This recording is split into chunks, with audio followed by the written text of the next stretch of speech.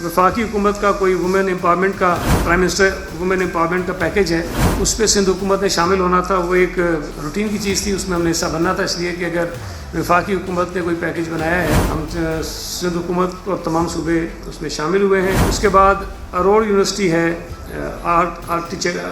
Architecture design and heritage Sukkur, उसका जो act है उसमें कुछ तब्दीलियाँ थीं और वो तब्दीलियाँ से कैबिनेट ने अप्रूव कर ली और वो असम्बली के सामने पेश कर दी जाएंगी। उसके बाद एक्साइज एंड टैक्सेशन का एक आइटम था, establishment of special courts under the Sindh control of narcotic substances act 2024।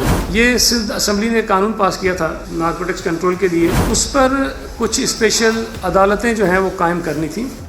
उन अदालतों को कायम करने के लिए कुछ लॉ डिपार्टमेंट ने प्रपोजल भेजे थे, फिर कुछ और जो हमारे एडवोकेट जनरल हैं या पीजी हैं कि 7 नए कोर्ट्स जो हैं वो सूबा सिंध में बनाए जाएँ, जिसमें 3 कराची में होंगे, एक सक्खर, लाड़काना, मीर बुखास और हैदराबाद में। कुछ अभी काम करने का कहा गया है और मज़ीद उस पर थोड़ी वर्किंग करेंगे और उसके बाद इसको फाइनल करेंगे। इसको हमने वैसे डेफर किया था।